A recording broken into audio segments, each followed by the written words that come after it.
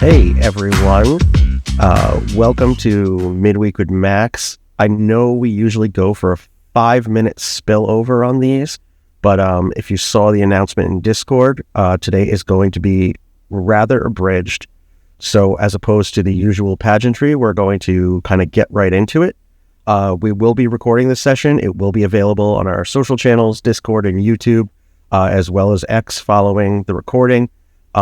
From here, we're going to bounce to a quant stamp AMA, and we will have a full session of Midweek with Max this Friday. So without further ado, I'm going to turn it over to Phil and Max for intros, and then we'll get right into questions. Cool. Sounds good. We'll keep this short, making a lot of progress on the engineering side for mainnet. And so getting all the final bells and whistles in, doing a final protocol upgrade, and also working with a bunch of partners to get them onboarded and ready for day one. So moving well there. We'll talk obviously about all the node sale details. We're going to focus on that today as part of the abbreviated AMA.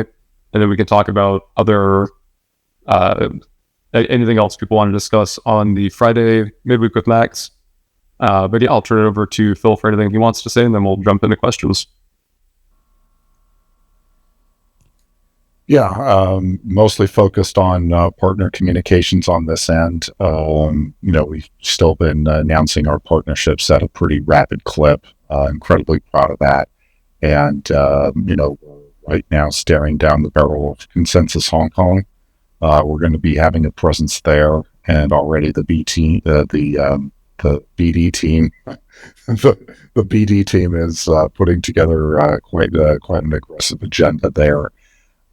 This is going to be conference season for us, right? I mean, it starts with Consensus Hong Kong, and it goes to ETH Denver, and then concurrently with ETH Denver in parallel on the East Coast, Anthony Pompliano is going to have his Bitcoin conference.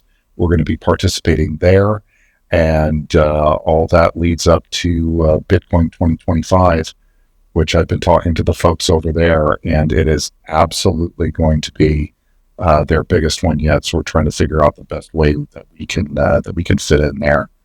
In any event, a lot of stuff going on, but I'm gonna shut up now because again we've got an abridged schedule. Hey, anybody here who who typically stays on to the end of that sort of thing, I encourage you guys to represent for the quant stamp discussion that we're going to have about security. So you're going to see that link in our X feed. Definitely meet us over there if you can. And with that, let's go to questions, Rick.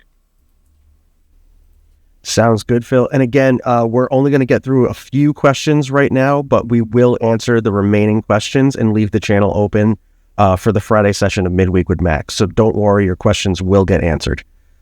Jumping right into node sale related questions, Max, is there a time limit of perpetual share for base sequencer fee for Voyager and Pathfinder?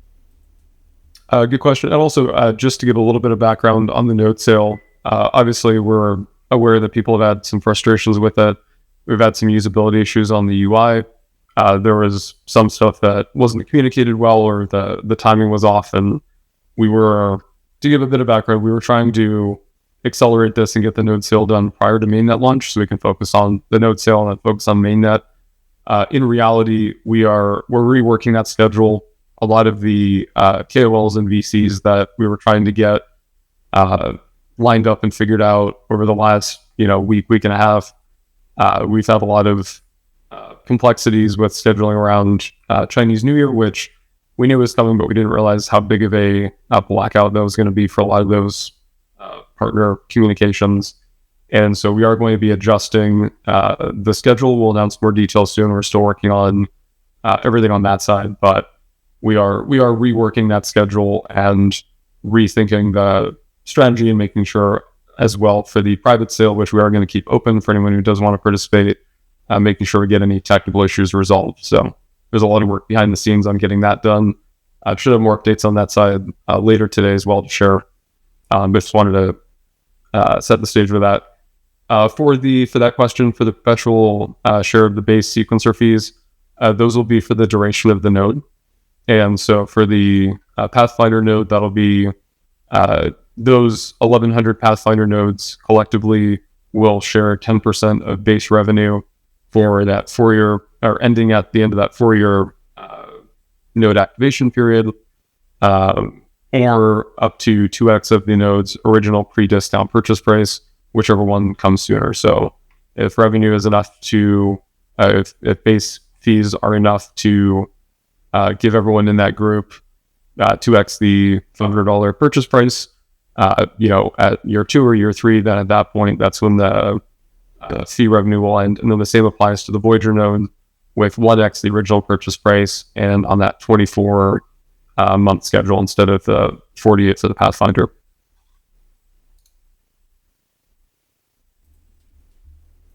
All right, moving on to the next question.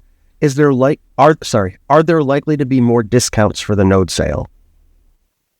No. The maximum discount anyone's going to get in the node sale is what you're currently getting with either the flat 10% if you just did the only me ID verification, or the 13, 15, or 18% if you have Hemi hatchling and or use testnet in the first 2.5 months or so of the testnet network being up. That's the maximum discount anyone's getting, not just for the community, but for, partners coming in, VCs, KOLs, any of that will be at the same or less discount than what people are currently getting in the private round. And then the public round, in case I know we did explain some of this on Discord, but for anyone who didn't see that, the public round mechanics will be 5% discount, 5% referral code. And so if somebody buys in the public round without a referral code, they won't get a discount. If they buy with a referral code, they'll get a 5% discount. And then 5% of that will go to the person whose referral code they used.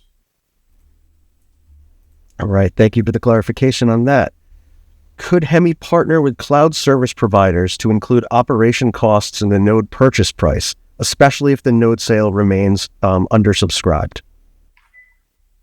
It's a good question. We're still exploring that. I will say there's not going to be any service provider who does it basically as part of the node price. And part of that is we also do want to encourage people who have the ability to run their own nodes, because part of this is about decentralized RPC, and then more importantly, eventually decentralized sequencing. And so we don't just want to work with a node provider who runs everybody's nodes and they all go to that one provider, and we don't get those decentralization benefits. So there is going to be some sort of a fee for using those hosting providers if you don't want to self-host. That being said, if you do want to self-host, we're making sure that the requirements for running a node are not crazy. They should be runnable on any modern machine with 2 to 4 cores, 8 to 16 gigs of RAM, and 1 to 2 terabytes of SSD or NVMe disk space. And so we were trying to keep that to something reasonable that people could run in their home on a, Intel NUC or some older machine they have lying around that has sufficient RAM. So we were trying to keep the node requirements low. We're not going to do something where the hosting price is baked into the node license, because it does create that disincentive for people to host their own infrastructure. But we are working with several different infrastructure providers to try to make it affordable and very reasonable for users who do want to go that route. All right. What will happen to unsold Passport licenses? That is still TBD. So whoever buys a Passport license, you will get the guaranteed economics of, the 22,722 tokens, as long as the node is, remains online and contributing to the network. We may adjust some of the fee revenue share to be more interesting, but that is TBD. Ultimately, any unsold node licenses will just be unsold, but we may revisit and change some of that base fee revenue to make it a bit more attractive for the people who did buy in. But no guarantees there. Basically, for buying a node, all we're guaranteeing at this point is the economics that are part of the node in its current form. Okay, that's a great segue. I have 2 quick tokenomics questions. Is the token supply fixed at 10 billion? No, so 10 billion is the initial authorized supply, basically, of the protocol. And of course, with lockups, investing schedules, and things of that nature, most of that won't be circulating day one. The main liquidity that's going to be around is liquidity from the node sale initial unlocks, and then also, obviously, we'll have some liquidity, some tokens for providing liquidity, and then some tokens for community incentives from the testnet season. So that's the initial supply is 10 billion, a fraction of which will actually be circulating at TGE, and then the protocol will emit between 3 and 7% additional emissions each year for security. So that's going to be paying the pod miners, going to be paying in the future sequencing that's not part of the node sale. The node sale tokens are coming out of the community pile, though, so those are not part of the emissions that will be hitting in addition to the 10 billion. All right. And one final question. And again, everyone, the question channel is going to remain open until Friday, and we'll address the remainder of the questions then. When does Hemi plan to release transparency information for tokenomics? We will be making more announcements on that relatively soon, probably after the private round ends, but before the public node sale round begins. So stay tuned for more information on that. Super high level, the pie chart that's communicated in the Impossible Finance blog is up-to-date, correct tokenomics information. And then for some of the questions around vesting, unlocks, things of that nature, basically the node sale is getting preferable vesting related to any other round that we've done or are doing. And that's to compensate people for, we're trying to get a broad distribution of people who are running RPC nodes and then later running sequencers. And so because they have the extra infrastructure they have to run, and because they're bringing that additional value to the network, they are getting a better vesting schedule than anyone else is getting. Awesome. And that actually brings us to the conclusion of the questions for this fun-sized edition of Midweek with Max. We do need to bounce to the QuantStamp AMA. So we welcome you all there. My apologies again for the lack of pageantry, and we will give a formal thanks to all our helpers and mods, etc. on Friday when we have our full edition announcement posted within the Discord. So please check that out. I'm going to turn it over to Phil and Max for an outro, and that's it for me. Thank you. Awesome. Appreciate everyone coming this week for the abbreviated session. Like we said, we'll do a full session on Friday, so looking forward to seeing everyone there. I'm sure we'll have more node sale questions, and also we'll get to other non-node sale questions as well during that time. And hope to see you all in the QuantStamp AMA, and we'll also be following up throughout the week with updates on the node sale side, some technical improvements we're making, some additional things people have asked that we need to put together and put in a blog post to make it easier for people to find stuff of that nature. So stay tuned for more of that, and appreciate everyone showing up. All right, guys. See you at the QuantStamp AMA. Awesome. Thanks, everyone.